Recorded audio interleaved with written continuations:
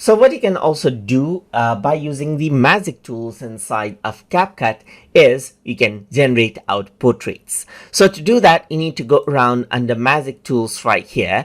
And then what you can do is you can go around and click on portrait generator. So what it does is it takes a reference portrait and will generate out different types of portrait for you by using that photo. So I'm going to go around and upload out a photo right here. So as I click on upload, let me just close this. So as I click on upload, you can see that I can go around and select a portrait as I wish right here and click on open right here. And you can see that you can choose 3D cartoon or pop or manga or 3D game or Hong Kong cartoon right here, as you can see. So let's just go around and select out 3D cartoon, let's say for example, and click on transfer.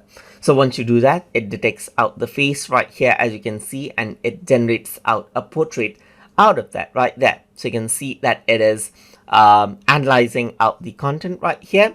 So it does take a bit of time, which is normal. And now it's almost over, and you can see that this is what you have now. It generated out a 3D portrait out of this. So you can see that this is what you have, and similarly you can go for pop as well, and you can see that it's generating out the pop content now. And this is what you have, as you can see right here. So this is the before and this is the after, as you can see right here. So that is what you have. So you can generate out 3D cartoons and everything else, and all other three, like 3D game, Hong Kong cartoon, manga, and so forth, as you like, just like this as well. And that is how you can utilize the portrait generator inside of the magic tools of CapCut.